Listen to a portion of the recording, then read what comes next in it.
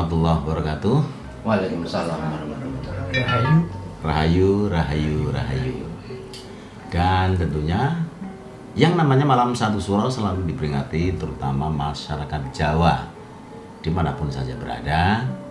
Kali ini tepat di ruang ritual kediaman Ibu Kanjeng Raden Ayu Dewi Syamsih Wandansari Katayama. Juga hadir juga ada Cak Narno dari Anjungan Jawa Timur, kemudian ada Mbak Nini Canda, nah, yang punya terus sampel juga terkenal di dunianya, di eranya dulu almarhum Bagio selalu punya yang namanya primadonanya, selalu diajak tur kemana-mana. Mbak Nini Canda sudah hadir.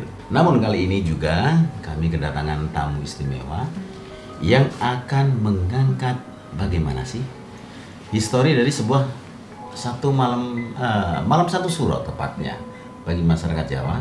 Bahkan adat-adat lain sudah mengikuti. Oh, ternyata adat istiadat malam satu suro itu tidak hanya milik orang Jawa, tapi bangsa-bangsa lain juga ingin tahu persis.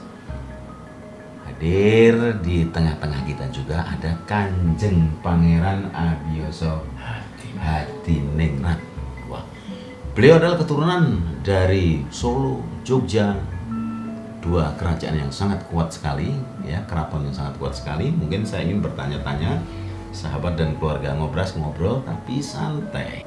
Apa sih yang dimaknai dengan malam satu suro atau satu Muharram bagi warga Muslim?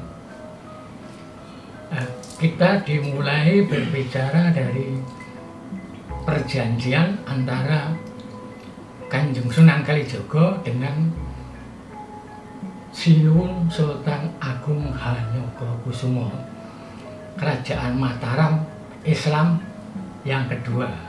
Sebab Kerajaan Mataram Islam itu ada 4. Yang pertama, Kerajaan Mataram Islam pertama dengan Raja Sinuwun Sultan Panembahan Senopati. Ibu kota negaranya Kota Gede. Nama Yogyakarta Hadiningrat belum ada. Kota Gede lebih dikenal. Ya, memang itu ibu kotanya. Itu Mataram Islam pertama. Kemudian Mataram, Kerajaan Mataram Islam kedua, rajanya Sinuwun Sultan Agung Hanyokrokusumo. Sultan Agung, ya, Hanyokrokusumo. Ibu kota negaranya di Pleret. Kemudian Kerajaan Mataram yang ketiga, rajanya Sinuwun Amangkurat. Ibu kotanya Kartosuro. Kemudian Mataram keempat, rajanya Sinuwun Pakubuwono. Ibu kotanya Surakarta Hadiningrat. Kemudian setelah terjadi perjanjian Giyanti, Mataram dibagi 2. Kekuasaan pemerintahan dipegang oleh Raja Pakubuwono dengan ibu kota Surakarta Hadiningrat. Seluruh budaya Mataram dikuasai oleh Kanjeng Sinuwun Sultan Hamengkubuwono ke-1 dengan ibu kota Yogyakarta Hadiningrat. Itu pertama kali ada desa kota Yogyakarta Hadiningrat. Nyun sewu Kanjeng Pangeran, ini kan banyak yang tidak paham. Sebenarnya yang menyatukan antara satu suro dengan satu Muharram ini lebih ke raja siapa ini? Nah, kalau ini perjanjian Kanjeng Sultan Agung Hanyokrokusumo dengan Sunan Kalijaga. Tapi perjanjian ini diketahui oleh Portugis sama Inggris. Jadi hubungan zaman dulu itu sudah ada. Jadi raja-raja dulu sudah saling komunikasi ada. Karena selisihnya cuma 1 hari. Sehingga kebijaksanaan tadi, jenius lokal tadi untuk ngambil suatu kebijaksanaan antara ajaran Jawa sama ajaran Islam supaya ada pendekatan. Karena dulu awalnya penyebaran agama Islam di Nusantara itu yang mengajarkan kaum sufi. Jadi orang yang sufi itu tingkatnya juga pendalamannya kebatinan. Sehingga bisa masuk simbiose Islam Jawa. Dikatakan banyak orang atau Islam Abangan karena itu karena masuknya antara Hindu, Buddha, Jawa dan Islam. Menarik sekali ini. Ya. Dalam rangka satu suro kan ada Nyun Sewu, Bunda Kanjeng Raden Ayu Dewi Wandansari ini. Ada beberapa ornamen yang dipersembahkan untuk para leluhur kita, ya kan? Nah, kemudian pasti paham lah kalau masalah Jawa. Ini yang menjadi antik adalah unik ya, unik. Hidangan adalah bubur suran. Nah, ini resepnya apa saja supaya masyarakat Jawa juga paham ini. Bubur suran itu adalah 5 kacang-kacangan untuk menyatukan dengan Dewi Sri Padi. Dewi Sri. Jadi ya yang termasuk kacang hijau, kacang tanah, kacang tolo, kedelai hitam itu masuk ke bikin bubur suran, itu namanya bubur suran. Khasnya itu kalau bubur suran selalu ada yang namanya kedelai hitam, ya kan? Nah, ini punya makna apa? Ini kemudian ada mie, ada ya macam ingkung ini ya kan? Nah, ingkungnya kan pasti ini dengan cabe. Waduh, ini cabenya pedes nih kan? Nah, ayam makan cabe ya kan? Atau memang harus cabe atau lain, mungkin kasih jagung atau apa? Enggak, ini melinjo. cuma hanya untuk aksesoris aja, pemanis saja. Tadi mengenai penyatuan antara malam satu suro dengan digabungannya ketemu dengan satu Muharram. Itu kan ada Jawa dengan Islam yang artinya ketemu. Ya kan? Apa perlu pakai rumus-rumus pada saat itu Raja? Waktu pertemuan di kamar gedung pribadi Sinuwun Sultan Agung Hanyokrokusumo bertatap muka 4 mata dengan Kanjeng Sunan Kalijaga. Sebelum mengambil sebuah keputusan, berdua itu sepakat sholat dulu, bareng-bareng sholat. Enggak, kok sholat dulu? Itu sholatnya sholat apa ini? Nah, karena ini sholat untuk mohon pada petunjuk Tuhan, diizinkan benar nggak ini penyatuan antara satu suro sama satu Muharram ini? Apakah itu sholatnya istiqoroh untuk menentukan? Ya kan? itu. Ketika sholat masih sama berdiri, masih sangit Sunan Kalijaga masih melihat Sultan Agung di depannya. Begitu sudah membungkuk gini, masih kelihatan. Begitu sujud. Sunan Kalijaga sudah sujud. Begitu bangun, Sultan Agung udah hilang, nggak ada di situ. Padahal Sultan Agung menjadi imamnya Sunan Kalijaga. Iya, di depan. Rukuk masih kelihatan, begitu sujud tidak kelihatan. Hilang, loh kok hilang? Ternyata Sultan Agung sholatnya langsung di Mekah sana, di masjidnya di sana. Jadi hilangnya di sana. Ini termasuk golongan sufi atau tasawuf ini, seakan-akan dirinya sudah berada di Mekah. Oh, kalau Sultan Agung memang punya ilmu ngelipat jagat, atau bahasa orang Islam sepi angin itu. Jadi langsung jeblus. Nah, begitu selesai, mak jegagi kelihatan lagi, begitu. Nah, sehingga perjanjian itu dinyatakan sudah kepareng sama Gusti Allah, gitu. Bahwa satu suro sama dengan satu Muharram. Suro itu artinya berani, artinya luhur, artinya mulia.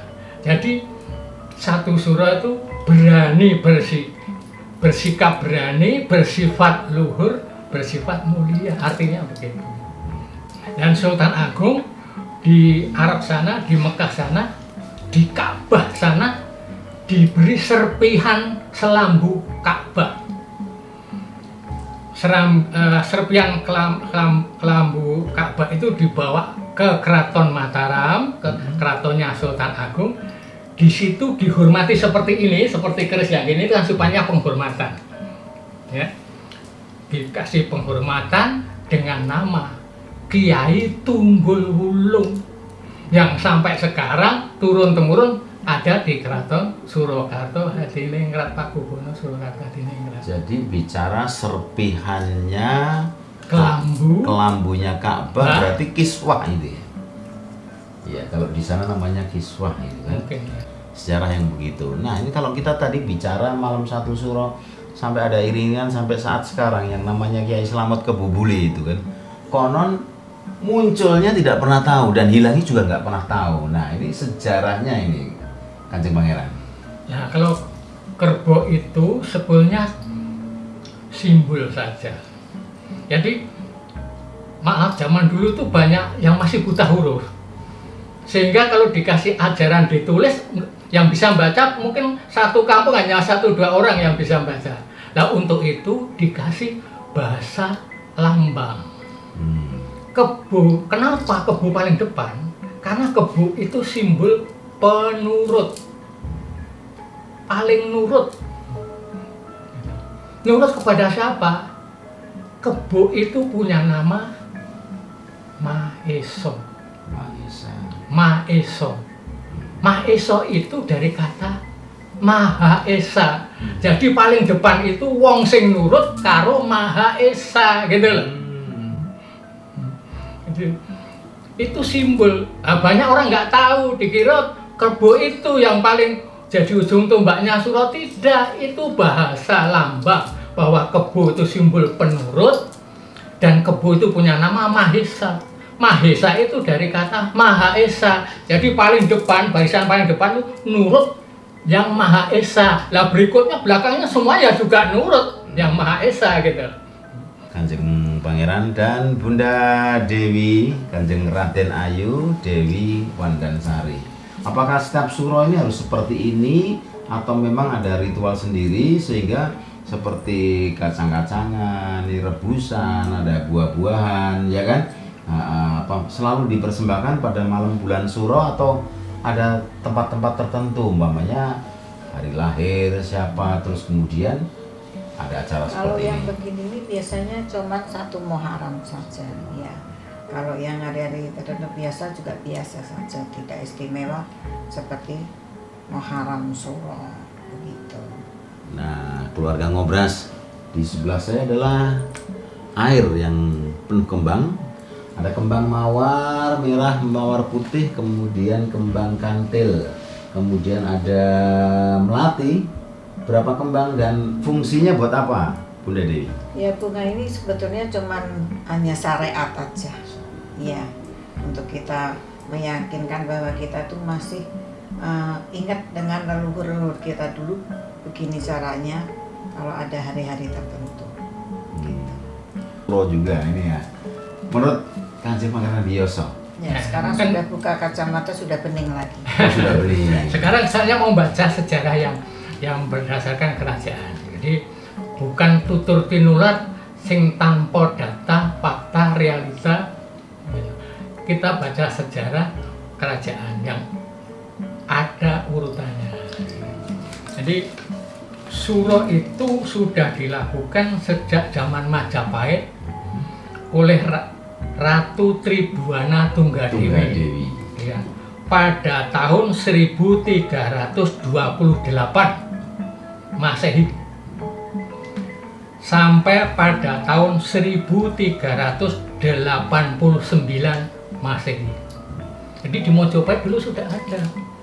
Tapi suro tahun Jawa, ya. Kalau yang sudah tadi persatuan dengan Kanjeng Sunan Kalijogo dan Kanjeng Sultan Agung itu suro yang sekarang ini. Jadi suro ada 2, yaitu suro tahun Jawa sama suro penyatuan tahun suro dan satu Muharram. Itu bedanya itu. Terus ketika zaman Pajang itu juga sudah diadakan oleh Sultan Hadiwijoyo atau Joko Tingkir pada tahun 1568 sampai pada tahun 1582 Masehi. Nah, itu suro setelah Mojopahit ke disatukan dengan Muharram 1 suro tadi. Belum, ini Pajang. Oh, masih Pajang. Iya. Nah, terus baru yang ketiga yaitu oleh Sultan Agung Hanyokrokusumo dengan Kanjeng Sunan Kalijogo, yaitu pada tahun 1615 sampai tahun 1645. dimulai dari 1615 sampai 1645. Itu. Ini pertemuan Satu Suro Sultan Agung dengan Sunan Kalijaga pada tanggal 7 Juli tahun 1633. Ya. Hari Jumat Legi di Istana Pleret. Karena perbedaan tahun Saka Jawa dengan tahun Hijrah diputuskan selisih 512 tahun. Selisih Ya. 512 Tahun. tahun. Jadi perbedaan antara tanggal Saka Jawa dengan tanggal Muharram tadi, Satu Suro tadi, selisihnya cuma 1 hari. Tapi kalau tahunnya selisihnya 512 tahun. Mengikuti sangat luar biasa sekali. Ya, itu dari suronya.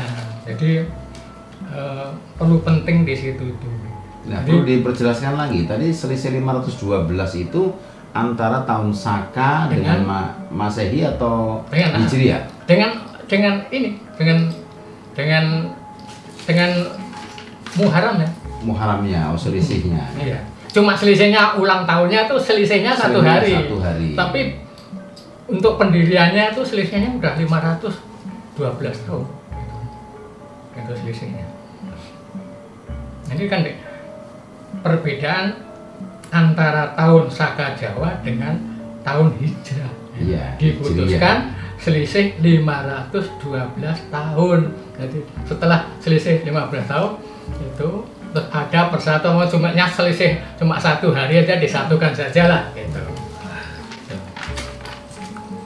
Nah, begitu juga bulan Suro itu bermakna Bodro Warna. Bodro itu awal, Warna itu kehidupan baru. Jadi Bodro Warna itu masuk kehidupan baru.